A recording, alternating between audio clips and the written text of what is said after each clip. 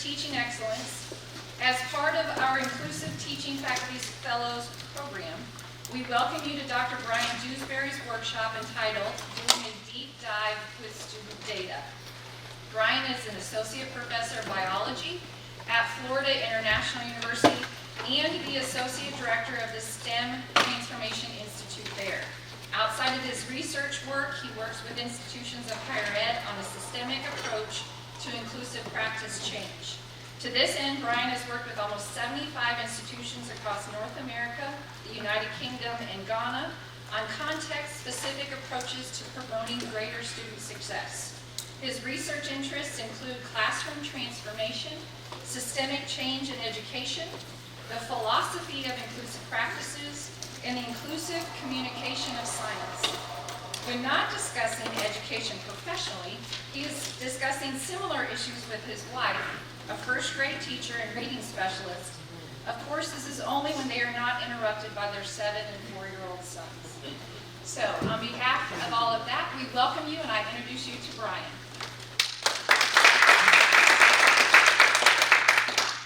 Thank you. Good morning. Good morning. How are we doing? Day 2, man. Who's been here for the full tilt? Who's there? Who are my long haulers? Nice. Well, I hope you feel like things have been building on each other. Well, I'm excited for this session too, but particularly excited as we get into the last session today when we talk about some strategies so I can kind of see what you have in mind going forward. I want to spend the next couple hours talking with you about data. And data as it pertains to education, data as it pertains to students, and I hope that over the next 120 minutes we can perhaps broaden how we conceptualize and how we think about data, and in so doing, maybe reframe how we approach the data that becomes available to us. All right? Let me give you an example. This is around the year 2011, I think. Right? These are colleagues of mine, grad school colleagues of mine, but they're now professors in their own right. We were giving a presentation at the American Society for Cell Biology. And that year, I remember the conference was held in Philadelphia. And at the time when they weren't with me, I went to get coffee. As Sam probably realizes, I do love myself regular cups of coffee. So I went to get a cup of coffee before I had to present this poster. And when I went up to the coffee table, a gentleman approached me. And he looked at me for about 2 seconds, and then he said, "Can you go and ask your manager to bring out some more milk?"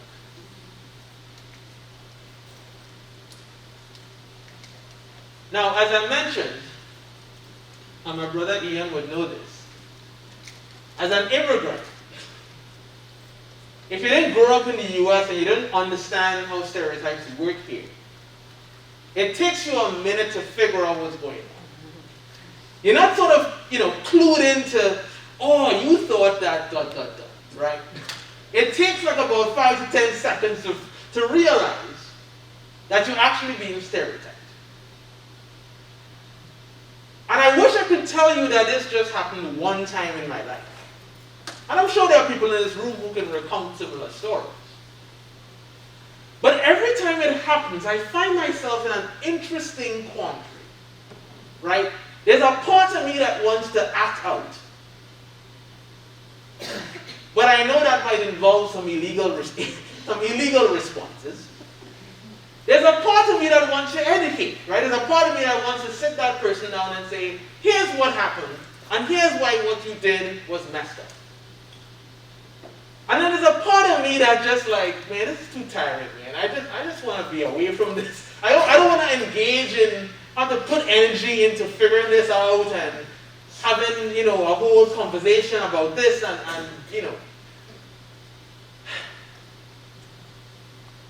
But let's kind of step aside from that for a second and look at this from a data perspective. And yes, I said data. And in this case, it's really qualitative data. I'm in no way trying to absolve this gentleman of what he said or his response. But as an academic, I feel it behooves me to try to process what was happening. So he's walking up to me and he's seeing me, 6 feet in height, phenotypically dark-skinned. He's looking around at a conference hall where most of the people who are dressed as academics, where I think I was dressed as an academic, but we can quibble about that later, but he's looking around at a conference where most people who are in attendance were like him, looking white identified, looking, that he doesn't know, but it looks that way. And the wait staff, the people who were typically bringing coffee out, were mostly looking like me. So in the 3 seconds he had to assess that situation, he surmised that my membership was in the wait staff group, and his membership was obviously in the conference group. So the natural assumption then is, if I'm in the wait staff group, then it's okay to make this request. Right? One of the things with implicit bias, one of the foundations of how that theory works, is typically the decisions about group membership are made in very short periods of time. A police officer may have but so many seconds to decide if this, what group this person belongs to. When somebody sees you in the street walking to a store, they don't always have the luxury, not absolving them, but they don't always have the luxury to sit and reflect and decide. But when somebody walks up to me in that kind of conference situation or any other situation, it is in fact a data processing moment. You are taking cues from your environment, and those cues are being processed based on your own social history, the way you grew up, the people you were around, the ways images of other people were projected on television and media, your own feelings about different groups, whether you had them or not. You don't even think about this actively, but it's impacting the way in which you look at the data you're being presented. And that is not that different to how you might look at a data set like this.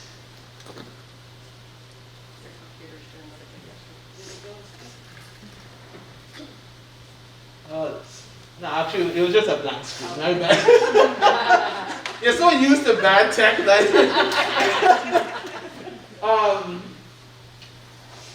So these were the graphs that I showed you yesterday morning. All right. Let's put aside the whole inclusive teaching thing for a second, because I'm sure many of you have seen graphs like this in the past, where there's these big gaps between how one group is performing, and between how two groups are performing in some particular subject. All right. I want you to take 5 minutes at your tables and just discuss if and when you see graphs like this, what are the things that come to mind?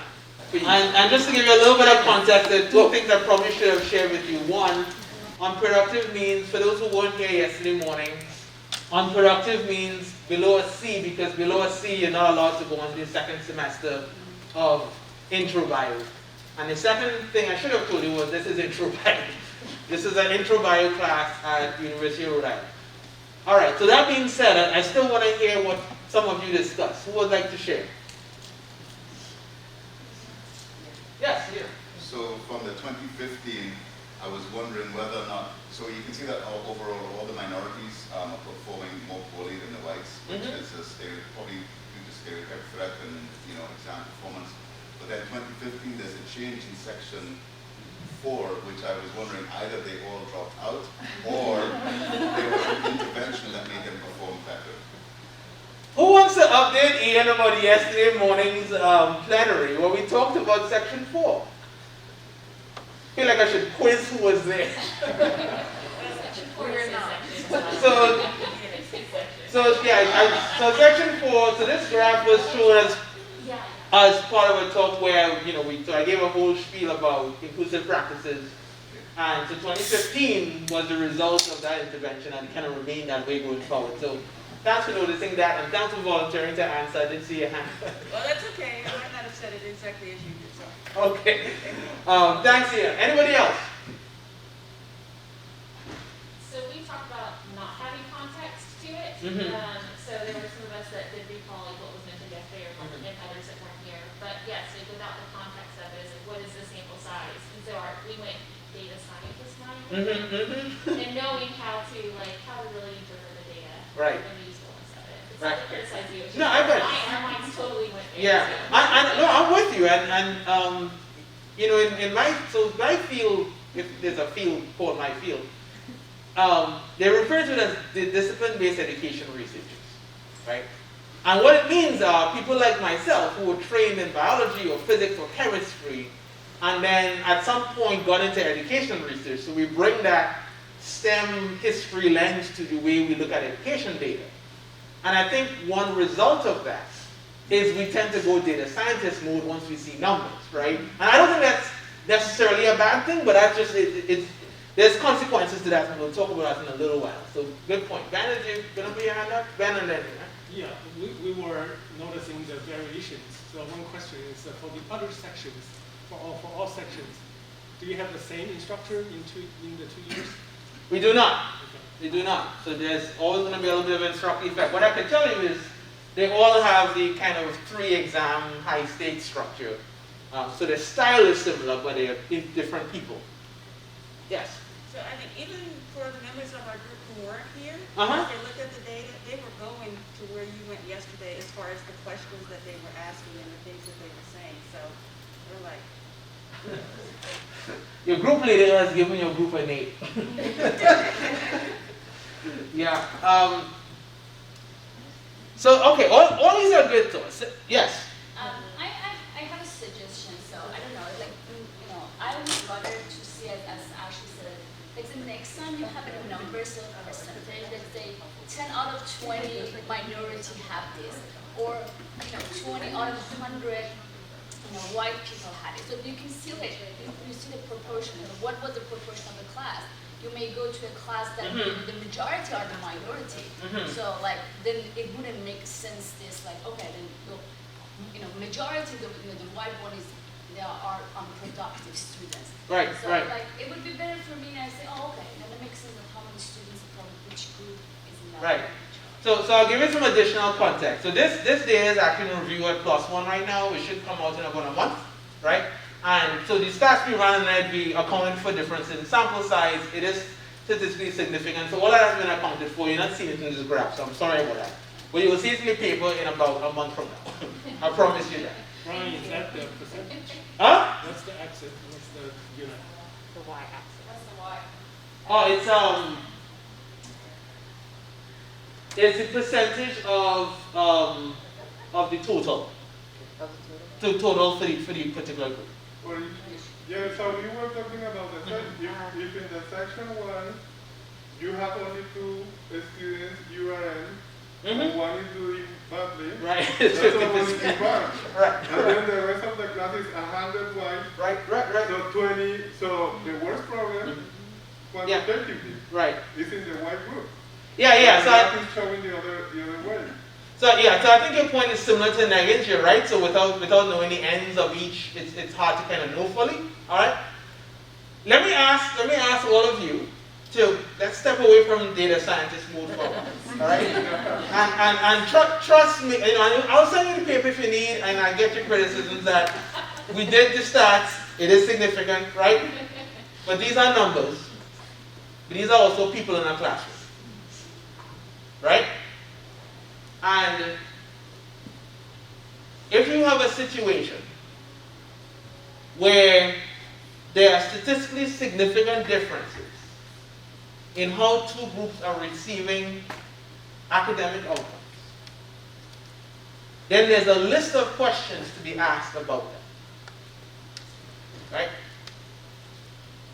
Ideally, I want to assume, and I hope you're with me on this, that if you have a class that's truly designed in an equitable fashion, that anybody taking that class shouldn't have a disproportionate chance to do poorly based on how they identify.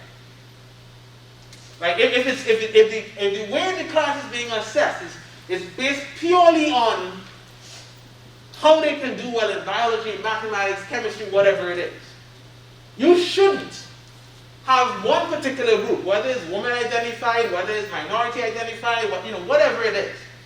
They shouldn't have this statistically significant gap between any groups. So if that happens, then the question becomes, as an instructor, how do you respond to that data? So there are different ways you can go with it, right? I would say 10, 15 years ago, a lot of people will, yeah man, I don't know what's up with these ex-students, you need to just recruit better, or, this particular kind of students don't come with the requisite study skills, and, they have the work is available, the study hours are available, I don't know what else to do. But it is also plausible that the way in which we teach a class, and I'm not saying this is intentional, it is also plausible that the way in which we teach a class is creating an atmosphere that is excluding people of a particular identity. That's where looking at this data gets really difficult. So Ian mentioned one particular example for stereotype threat. Let me point you to a data set that is not particular to stereotype threat, but it kind of makes the point to me. There was a study that came out 21 years ago called Talking About Leaving. And it was actually turned into a book by that same name. Elaine Seymour, I believe, is the author. And they redid the study last year. It's called Talking About Leaving Revisited. And in that study, they looked at, I think, 8 different universities. They looked at students who were leaving STEM. They focused on STEM.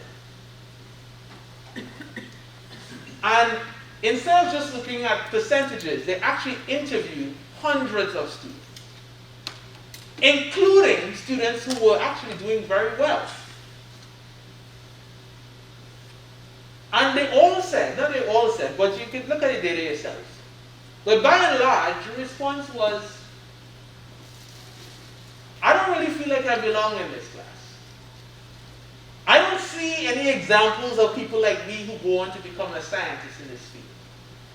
I constantly get ignored when I ask a question and the professor only focuses on certain half. I've been told that maybe I should consider other careers after my first C. You will never get that kind of data from a graph like that. So our instincts as STEM scientists, which is why I brought up the diva thing, is to start parsing, and I think it's fine to do that. That's what we should do as good scientists. Parsing what these numbers mean, but to get to the why, you have to start looking at different kinds of data and asking different kinds of questions and being able to match the two.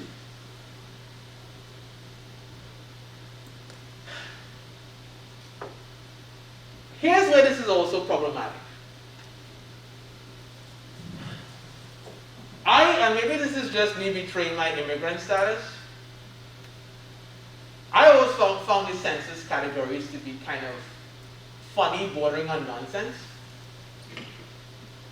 Because, okay, and I checked black, right? Because to hell with it, right? I mean, that's by default. That's the closest thing, right? I can check. I can average out to that, I suppose, right?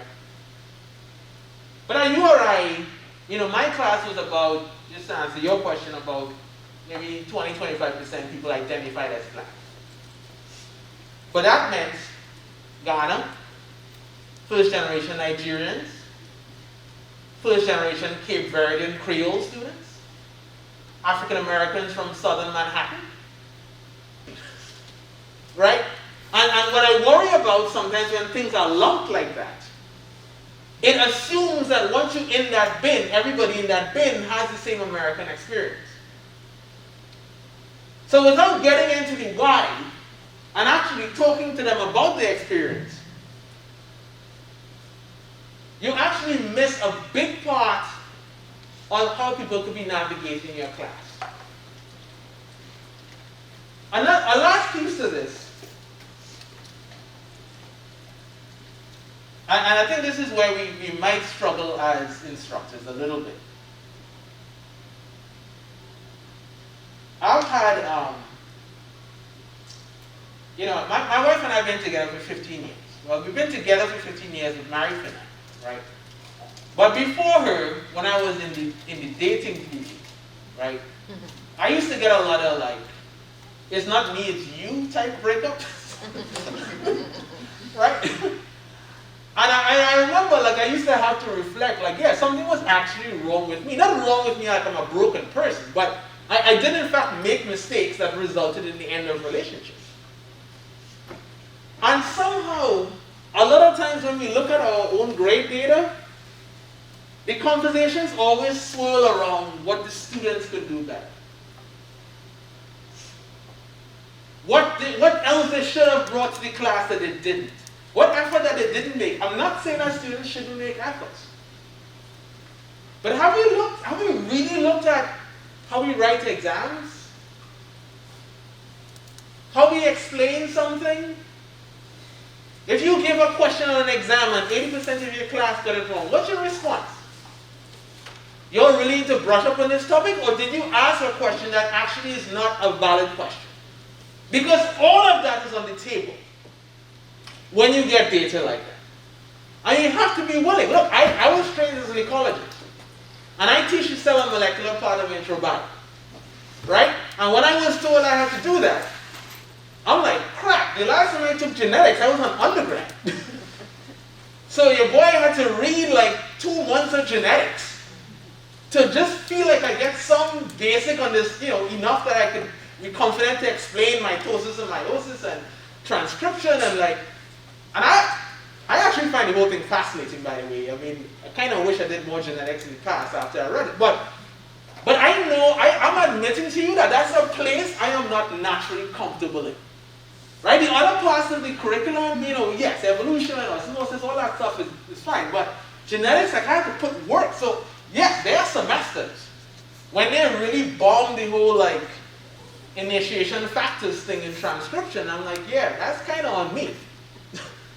I didn't give a good explanation, right? So when there are differences, it could also be you. And that's something we have to be willing to look at when we look at data, no matter what type it is. So I'm going to take us back to the beginning of class. And when I teach intro bio, I usually teach it in the fall. And what I do is, I ask my IR office to send me a spreadsheet with a bunch of quantitative data. So high school GPA, ethnicity, SAT scores, there's a few other categories I can't remember. And so I get my roster in August. So by like mid-August, I get this spreadsheet. Then I email the students directly and I say, write this I believe essay. So those of you who were here yesterday will remember that. For those who won't, I'll tell you. Excuse me, if you go to thisibelieve.org, it's an NPR program where people are asked to read an oral essay based on the prompt, I believe. And the instructions are, write an essay that describes the values that shape your deepest passions. I literally copy-paste that prompt, put it on my learning management system, and that's the assignment for them. Right? And it's due on the first day of class. And the first day of class is a Wednesday, and on Thursday I clear my schedule and I read every single lesson.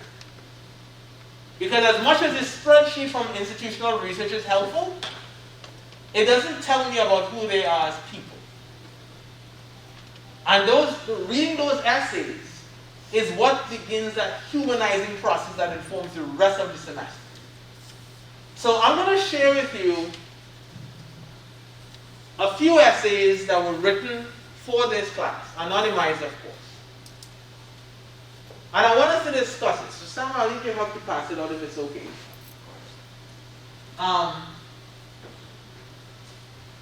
I'm going to give each table, there are 4 different essays, but I'm going to give each table like one so that when you're discussing, you're just discussing one. They're about a page long. So you want to take maybe the first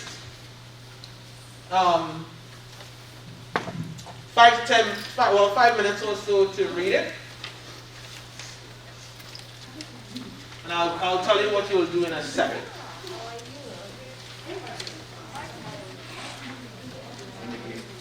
Did you get this? Did you spread on the types still? I think everybody's got all the types there. Whenever you finish reading, in your groups, try to answer the bottom question. Or think about and discuss the bottom question.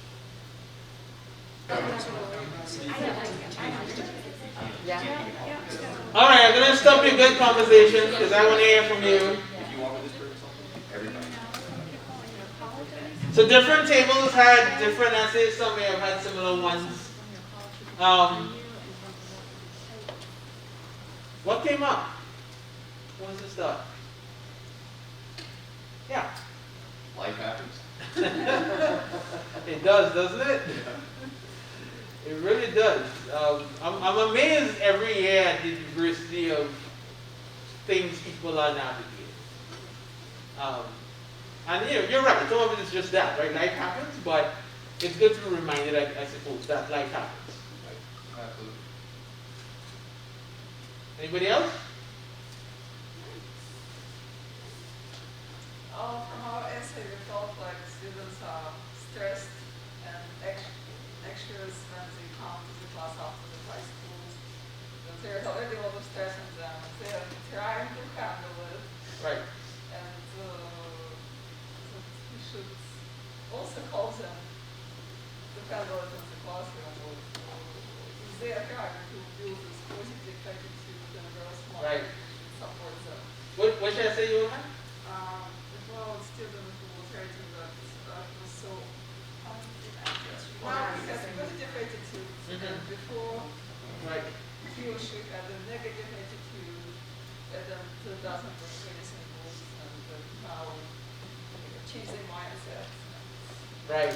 Then everything is a positive way. Right. Yeah, this was the essay about the positive attitude. I think your group had it as well. So that one was interesting to me because it almost felt as though they were willing themselves, right, to be, I think that's a good thing, right, but to kind of be ready for what we were about to, experience in college, right. And as most of you know, there's a lot of scholarship around the ways in which secondary school students transition into the college environment.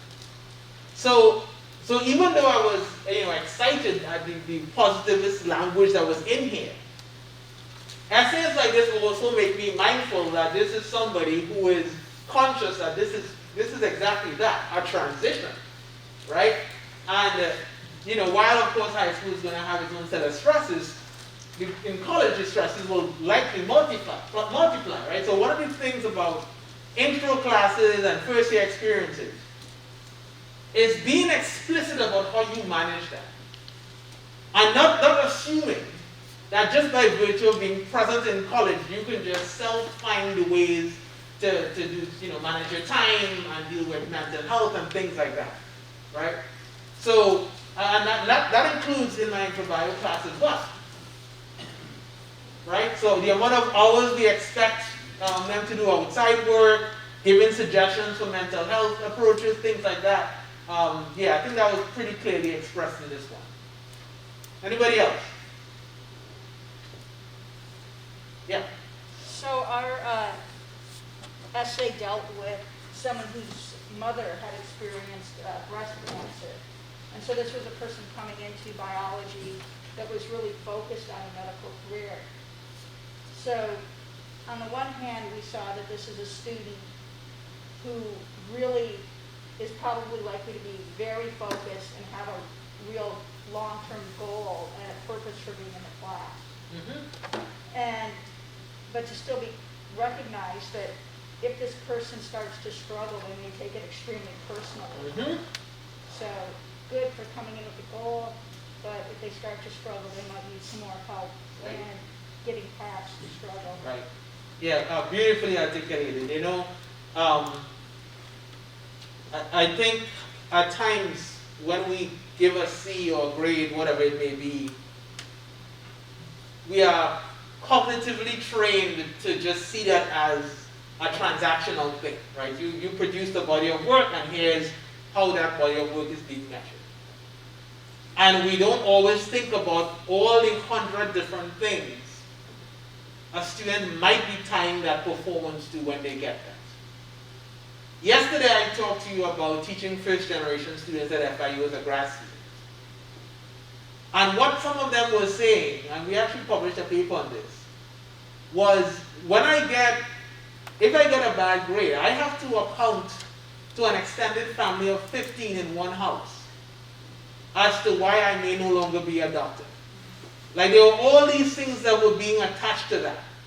So that everything, even the simplest assignments in the class, become a reflection or a measure of whether you might end up in that space in 10 years.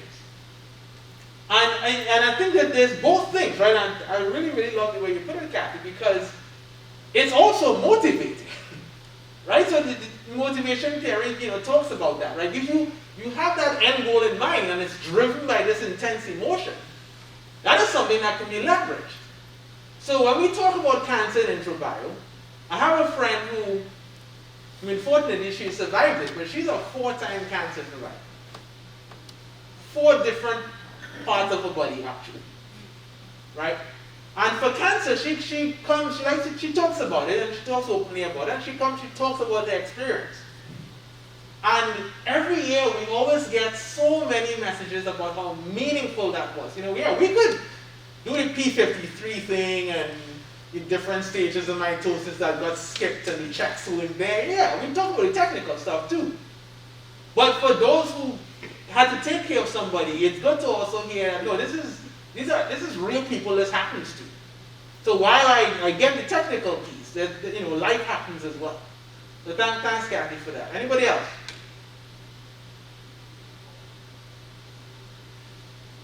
Yeah. We had one about a student who is viewed empathy as the most important attribute a human can have.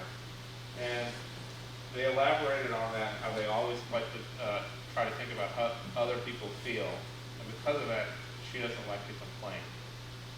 And in response to this question, I felt that this student might be hesitant to speak up whenever they're struggling in class, because they're just almost overly empathetic to how other people feel. Right. When I read this one, I felt like I wrote it. Not that I'm trying to give myself a lot of credit for being empathetic, but you definitely don't like to complain piece. My wife even complains about it. She's like, I don't even know when you're upset. And when you do cry, I feel like, like a robot out of water. I'm not very emotional by nature. And it's partly maybe a Caribbean thing too. But it could be problematic, right? Because that will be the student I have to go and find Like, I can't wait for them to come and tell me when something's up. Here's where that could be additionally problematic. Have you ever heard of the term John Henryism? So, John Henryism is a term that comes from psychology. And it's about a mythical, I think it's mythical, character named John Henry, who built a railroad all by himself. And while he was building this railroad, people offered to help him. And he refused help, but he built the railroad. And right at the end of his building, he collapsed and died. And the term was used to describe mostly African American sharecroppers in the South who would refuse to accept help, right, to mine farms and things like that, right, because asking for help was seen as a sign of weakness. But the payoff for that was that they had higher rates of diabetes, higher rates of heart problems, higher rates of strokes, like poor health outcomes, because of this unwillingness to get help. So in San Francisco, California, there was a statewide study where they showed the black males have the shortest telomeres, which, if you know that scholarship, corresponds to poor health outcomes, right? So in terms of the classroom, here's how it plays out. The biggest struggle I have, I think I have a strategy to deal with it, is to get my struggling students to actually come and see me. And I realized in year 2, I couldn't wait for them to come. You couldn't wait. Because, even when they do come, tell me if you ever heard this. Professor, I'm sorry, but I don't understand. Why are you apologizing? It's almost as though you feel like even when you raise, an example would be like after class, I don't know, man, I feel like everybody else gets this except me. All right, based on what? Well, you asked a question and that one person answered it. So you have a sample size of 1. And you took that, I'm not yelling at it, right? But you took that to mean everybody else in the class. But that's how the brain works, right? There's a mindset in there where you already feel inferior. And you're almost like you're looking for evidence to confirm what you already think about yourself. So coming to my office, it's like an admission like, yeah, I'm not as good a scientist as you think. So part of how we address that, and this includes your essay as well, you change your language about what it means to go and come to office hours. For example, my office hours are held in the student dorm. We don't even call it office hours, we actually call it student hours. You know why? Because a lot of students told me that they thought office hours was when professors got to check their email. I'm like, if you think I can check all my email in 2 hours, 1 day a week, you must think I don't really have a job, but whatever. And then also for students like that, who don't like to complain or who feel like coming to ask for help is an admission of inferiority, that walk down the corridor to your office can feel like Green Mile. And even if everybody came, my office has 2 chairs. I teach 165 students. So just mathematically, I couldn't see everybody, right? Simple change. The basement of the dorm has a room with 50 chairs and 3 whiteboards. And we hold the office hours at different times. Why? Because if it's at one time and somebody has a class or somebody has to work, that means they can't come for the entire semester. And sometimes the office hours are held like at 6 p.m. That's dinner time for some people. I have a lot of food insecurity. I could use my privilege and buy everybody pizza. Sorry, it's going to be Hawaiian. Deal with it. It's a good choice. All right? Right? But we average 40 to 45 students every week. And the ones who are getting A's and B's, they come too. And so I say, all right, Sam, you get mitosis. Let me see you explain it to this group and make sure they know it as well as you do. And then the Sams of my class become my learning assistants in the future classes. Just a simple change changes the whole environment. It's like I get it. I know how scary it might be to come to my office, so I'm going to come to you.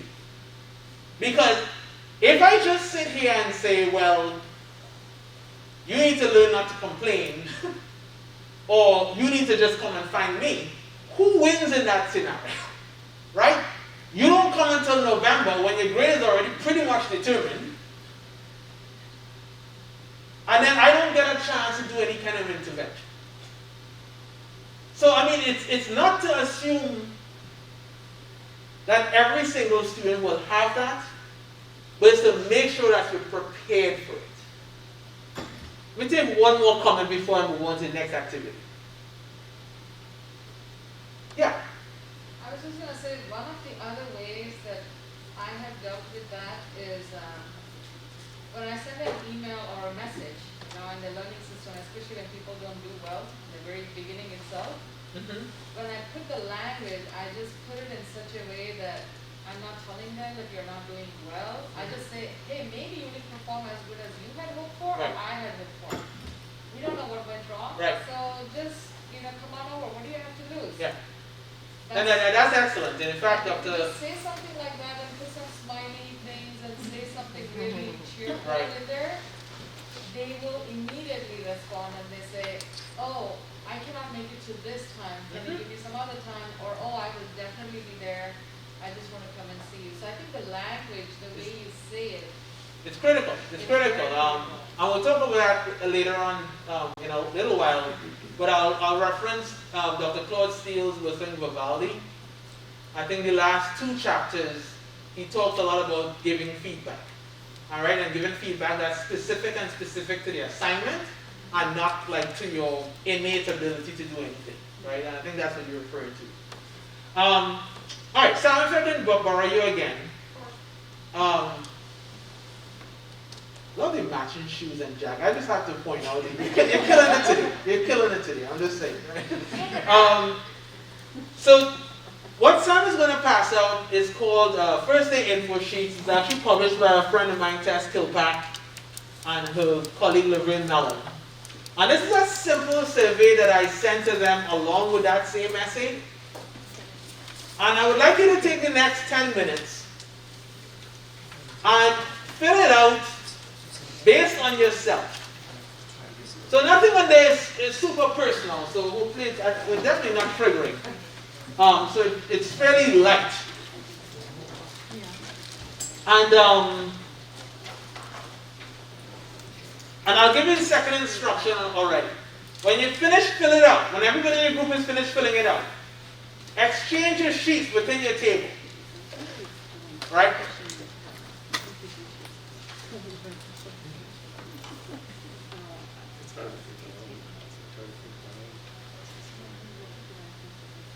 All right, so whenever you're done, exchange your sheet with somebody from your table and answer this question except your substitute word essay for info sheet.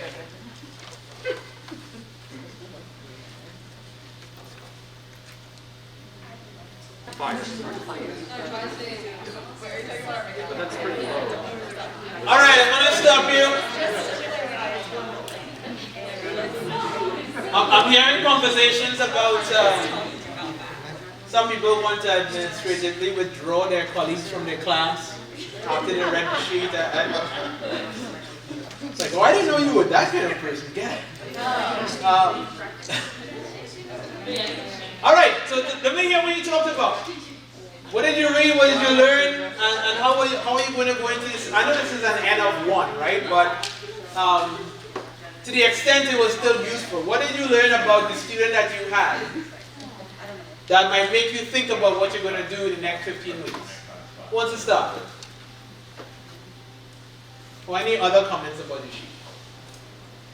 So my student doesn't like to be ignored and likes personal feedback. Okay. Okay.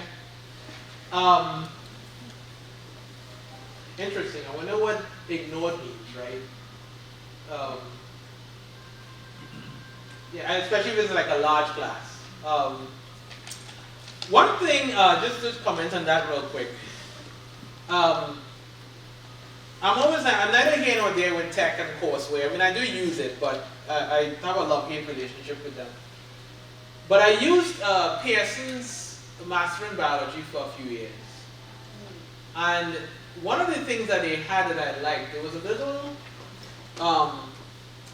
an envelope at the bottom left of the screen that if a student wasn't understanding or was struggling what was happening, they can send me a private message during class.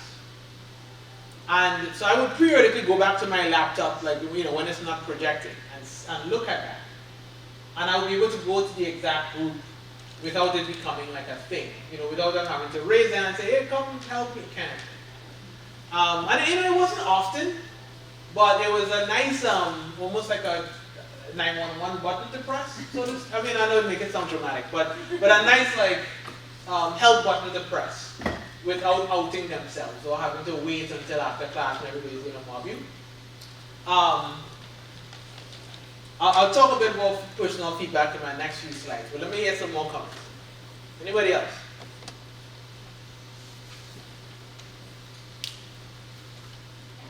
Yeah. So my student wants to let the teacher know that they might have people in the classroom that are not native English speakers, and they appreciate if they use less slang or the language of the common population of the region. Because it's hard for somebody coming from outside getting it, right? Or a lot of acronyms. Right.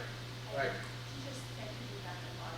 A lot. Yeah. Right. So that's Yeah. No, that's great, and I kind of exist on both sides of that, right? Because I'm sensitive to students needing that, but I also, as somebody who's an immigrant, and even though I came from a country that speaks, fluent English, when we speak to each other, it doesn't sound like it.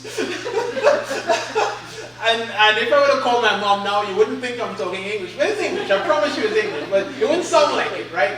And what happens is, when I get really excited, what happens, enunciation becomes an issue, right? And I'm aware of that. But I'm also aware of, and maybe your student's not saying this, but do be mindful of this. They may feel a bit petrified to tell you, I don't understand what you said for the last 3 minutes, right? So on the first day of class, I say that. If I spoke too fast, tell me to stop, and I'll repeat it. I've said the word, topoisomerase like 15 times a semester for 7 years, so to me it just rolls off the tongue. But if you just came into my class and this is your second year in the US, and you were speaking, Farsi, then it sounds like a complete foreign language to you. So there's a sense in which biology, I'm speaking about biology right now, but you could probably say something similar for the STEM classes. It's a language of its own, right? There's the same sort of comfort level you have to get, learning how to code in R or doing any other kind of language. Similarly, you have to become comfortable with saying enzymes and proteins and all these things just without fear, right? And that there's a curve to that. So I think embedded in that comment is all of that. Thanks for sharing that. Anybody else? Yeah. My student doesn't like when teachers read off presentation. When they what? Teachers read off presentation. They don't like. I know, right? Yeah. So today we are going to.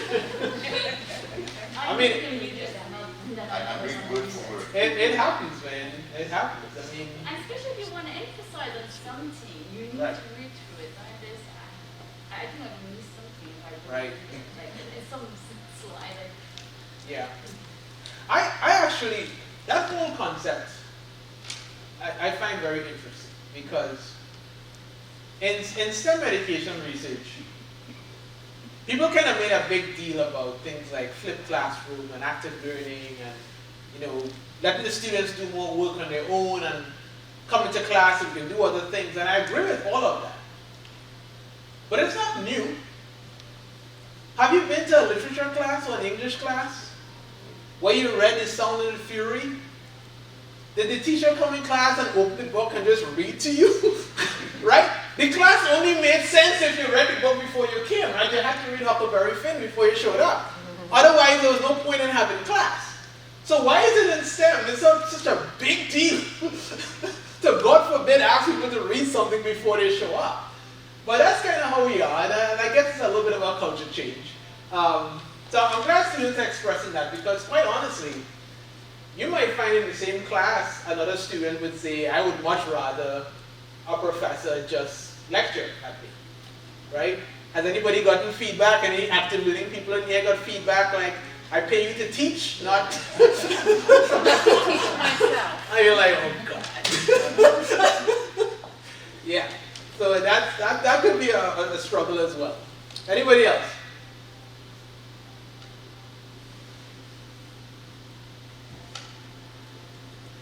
So let me tell you why a couple of these things. First of all, I didn't put, and I should have, this comes from a paper by Kilpack and Mellon, 2020. If you want to read the entire paper that describes how they bunch each of these categories, that's the reference. It's JMBE, Journal of Microbiology and Biology Education. And there are a few things I like about this sheet. One is there's a lot of strengths-basedness in it. It's asking them for things that are not highlighting like lack of preparation or stuff that you might tend to get from an IR data set, right? Number two, it is cognizant of their psychological stage in life, right? So for example, in group 1, where it says pronouns I go by, every year I get more and more students for whom the first year of college is when they come out of the closet or transition or do something of that nature. And if you actually even want to read about this, there's a theory called emerging adulthood. J.J. Arnett is the author. Emerging Adulthood is the title of the paper. Arnett 2000 is the 2000 is the year. Arnett is the name. I think he's from India. And the theory, what he's saying is that in Western societies where people are now getting married later and having children later than they used to, say, 20, 30 years ago, there has now become this period of life he's calling emerging adulthood, where you're actually not really fully adults yet, but they're no longer really adolescents. And it's a little bit of an age of exploration because they've left this really highly structured secondary school and home environment and now are sort of on their own but trying to figure out who they are. So 65% of students who come out of the closet do it during college. Right? Most of them don't stay in relationships now that lead to marriage from college. So there's all these kind of interesting data points that lead to, that shows there's a lot of figuring out happening. So them asking this question, I notice it says pronouns, not preferred pronouns, just want to know what you go by, it matters a lot to many of them. And I'll tell you, I'll be open with you. It took me a while to get used to saying they all the time. Right? I mean, Microsoft Word still puts a little red squiggly line on the, right, when I use it, right? It took a little while, but I do it now and it's really, it's easy.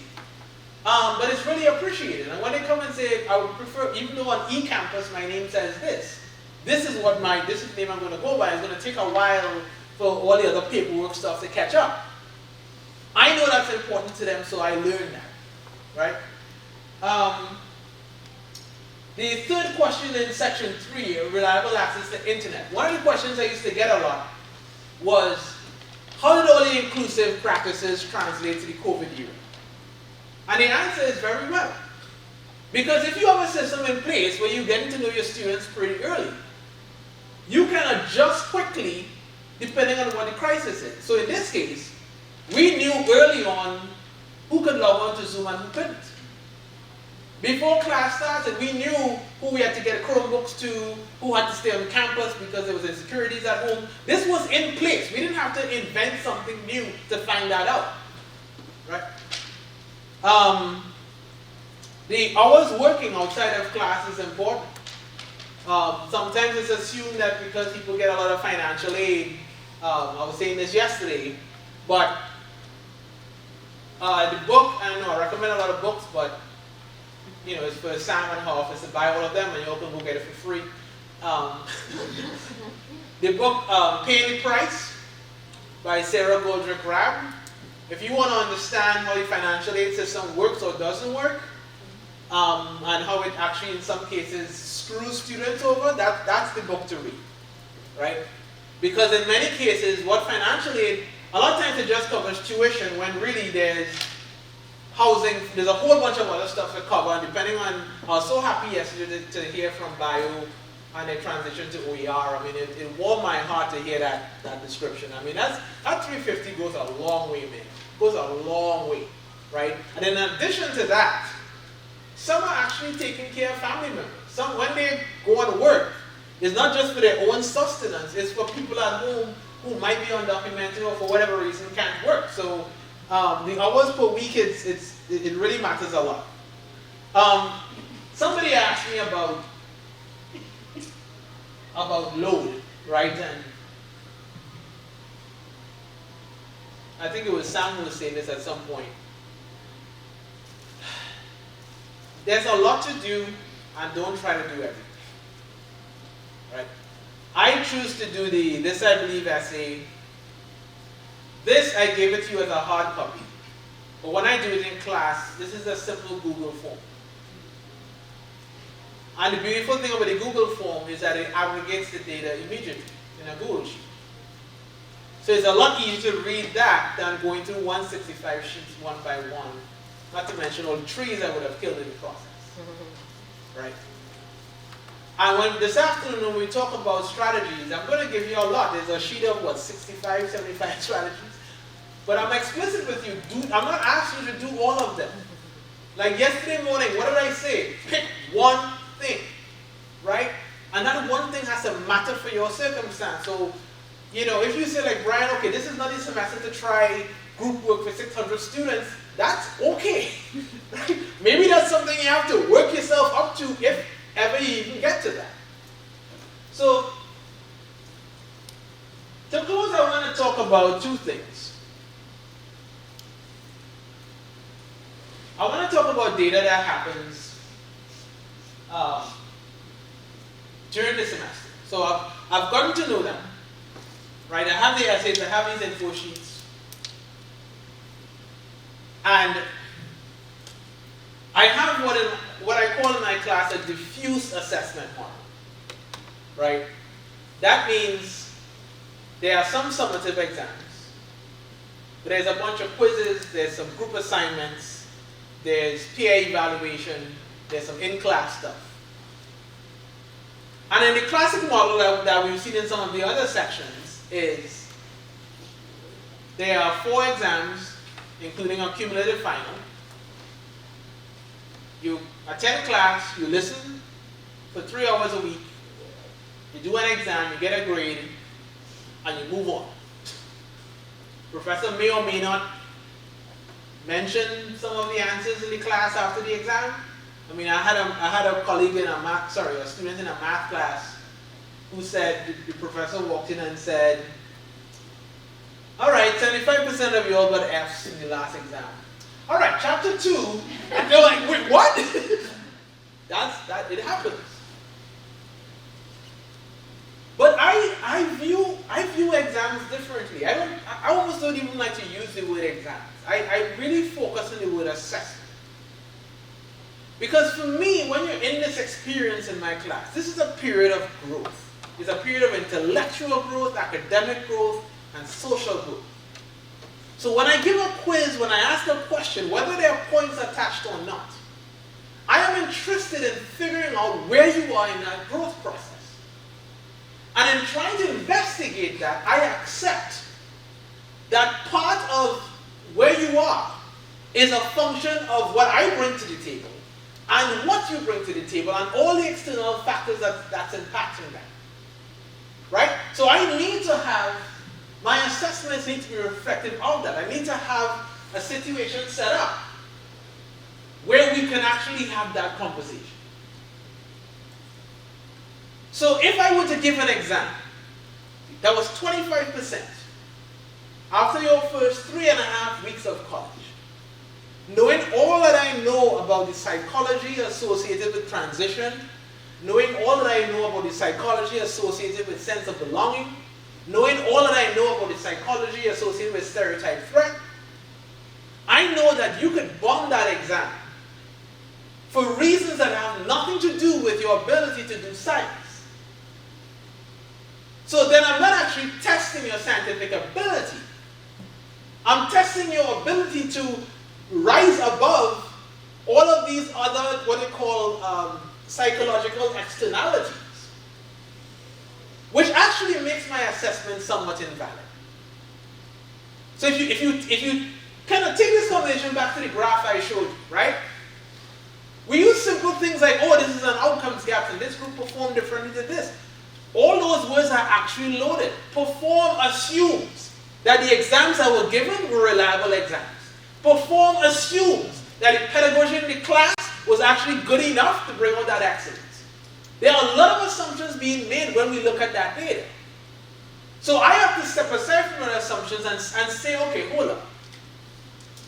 I need exams that, I do want there to be some states. I want you to see that as important, right? Because if you fail a 25% exam, it's a long road back to passing that class, right? But the first exam is 15%, and it's out of 50 points. If you got a 25 out of 50, which is not good, in case you were wondering if it was good or not, you lost 7.5% over your final grade. And A is 90%. So you actually are still technically within A range. But you also lost a good amount of percentage. So it's large enough that it's important. But it's not so large that you don't have a path back to showing some competence. Right?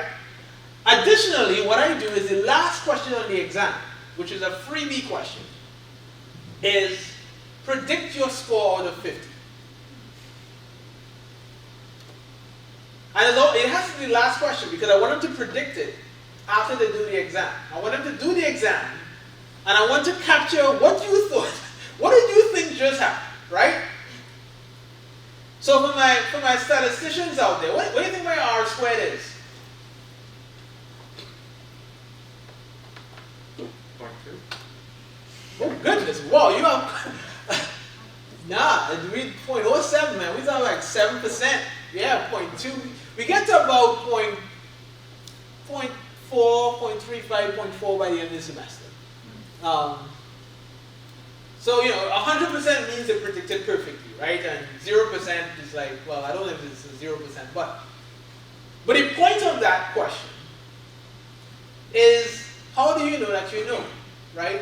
If you predicted you got 48 out of 50 and you got a 28, then there are 20 points that you legit thought that you got the correct answer, right? And it was wrong. So what that does then is it opens the door for a conversation, right? I look at the bottom 35, 40% of my roster,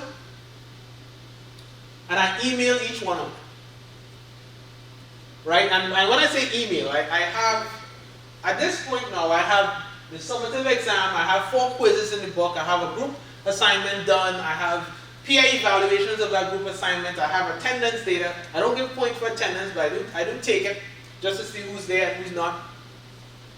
So when I email them, I have a data set telling me what you're doing well on, what you're struggling on.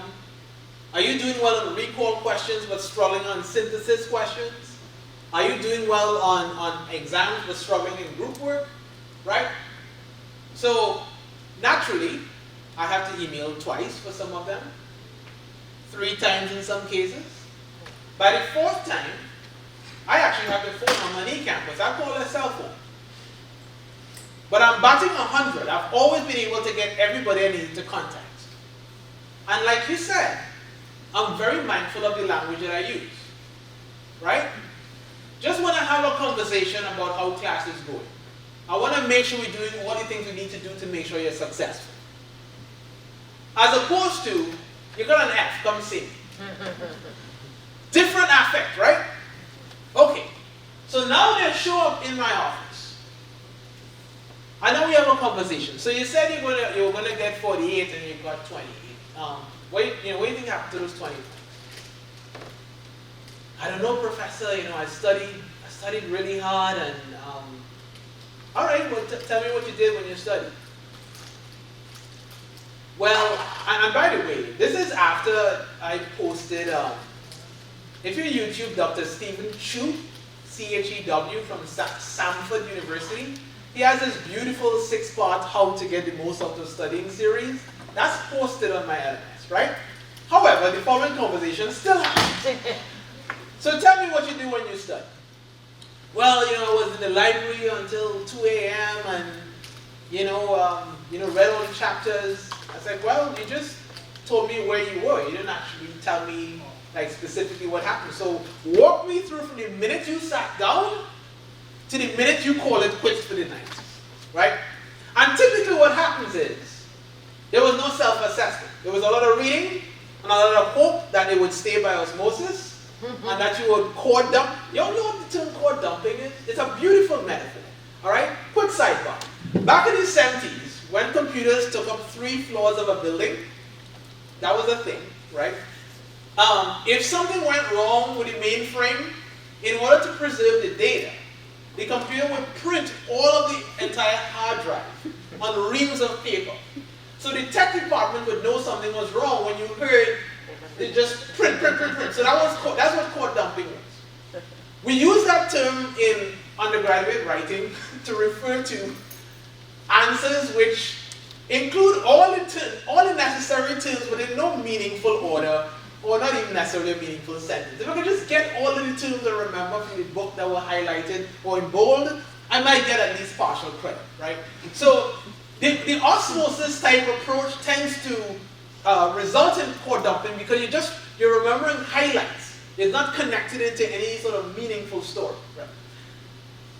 The worst thing I can do in that situation, and this is where Dr. Claude Steele's Western Vivaldi talks about this, is just say you need to study hard. You need to try hard. There are exceptions, but my students are actually trying really hard.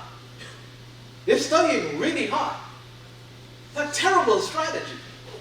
But when I say, all right, I see what you're doing, but let's try reading maybe 3 less times the same chapter, right? Take a break and then come back and write a question on a blank sheet of paper. How does meiosis result in genetic variation? Right? Write that answer out on a blank sheet of paper with no assistance. And then when you write that out, go back to your textbook and see, or show it to a friend and see if you missed something. And reflect on what you missed. And take another 2-minute break and then go back and answer the same question again. And repeat that process until it's easy for you. And okay, yes, it's easy for you to describe this in Spanish. Describe it in Spanish first. I want you to just get a rhythm of saying what you mean and how the things connect.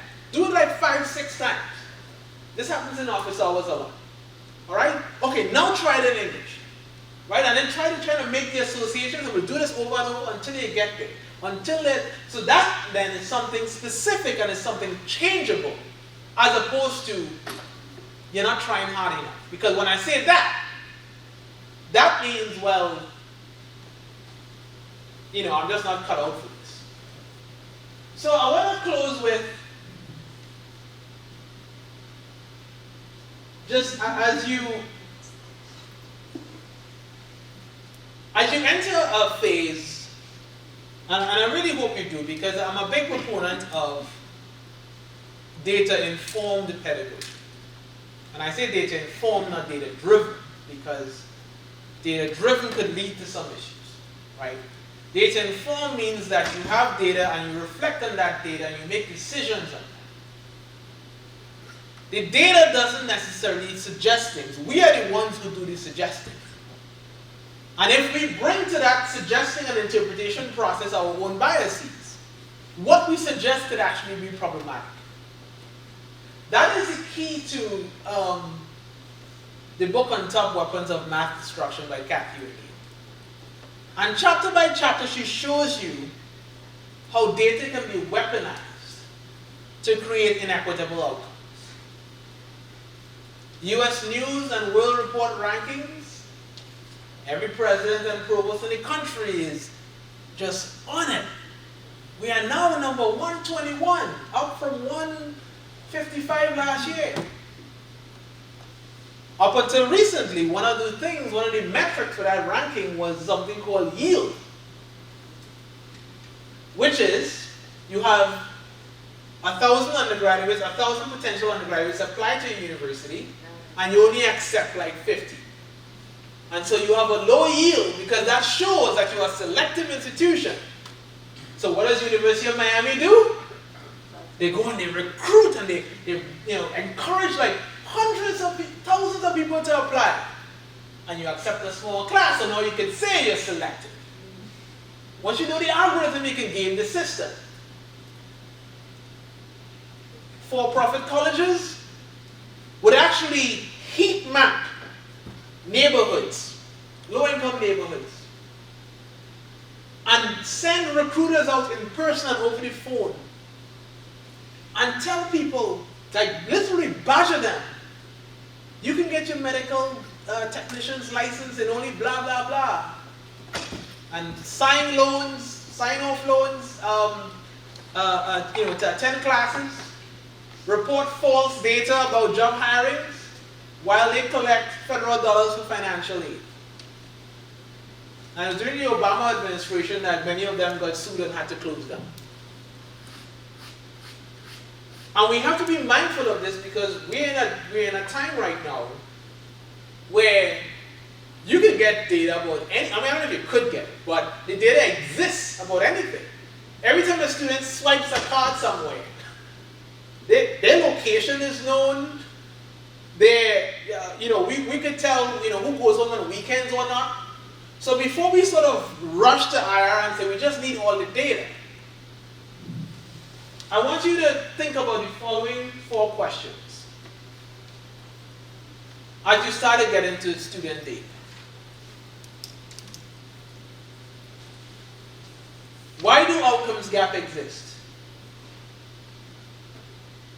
What are the socio-historical factors that lead to some identities in this country having a better access to the quote-unquote American dream than others? This is part of some of the things we talked about yesterday all day. I know it's history, I know it's books, and I'm asking you to do more reading, but I promise you, it is important we understand that. Because if you don't have the knowledge background, you can look at the data set and it can reinforce some really unfortunate opinions about what you're looking at.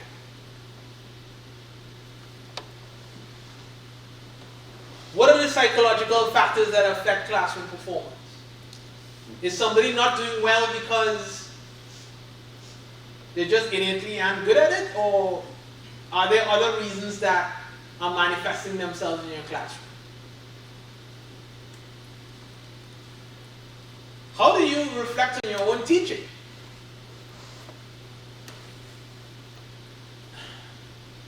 I'm pretty harsh on myself, especially on the technical stuff, because I think I'm teaching something. I didn't have, technically if you looked at my CV, you might put me in 112, not 111, because I have more of an ecology background than a cell molecular background. I think I do okay. But I think I do okay because everything gets looked at. Every question, I've written some bad questions. I do item analyses on my exam questions. If 75% of my class gets a question wrong, is that them? If students who are doing well in general are also getting that questions wrong, it is possible the question is not a valid question. That's a reasonable outcome. But I have to be of the mindset to be willing to accept that. And not just say, oh, this semester, this class wasn't that good. There are days after class, I walk away and didn't explain that. I knew, one thing I struggle with, a quick sidebar. So meiosis, mitosis, and meiosis, there's meiosis 1 and 2. And there's, meiosis 1 and 2, there's copies. Man, thing to explain to students. And it's like, what is homolog? Well, how is homolog different to homolog? So if it's tricky to me, I can imagine to them. And so I have to really, and I go to my friends who are geneticists and stuff, and I ask for their assistance because I know if I'm struggling, my first year students really are struggling. And then how is your data being triangulated? What you'll get from IR is black, white, Hispanic, Asian, no report, 2 or more races. And as a person of African descent who's born in Trinidad, married to a Jewish American wife, who has 2 boys who look like any mixed race identity across the planet, those categories kind of, I don't know, they're whatever, man. Asian, really? My class is Vietnamese, Vietnamese, Laotian, Cambodian. Their experience is so different to my Chinese and Japanese students. So I'm not saying don't have the quantitative data.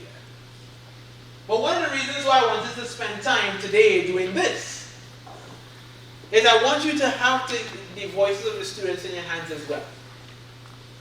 Right? I want you to be able to ask questions. And I'm doing a project with a university right now where they're designing a process. They're actually really smart about how they set it up. After every academic year, they are having focus groups of the students in their department with questions about how they're experiencing the classes. They're actually getting feedback from the students, not just grade data that's coming in aggregate from the IR office, right? So that qualitative data really matters. So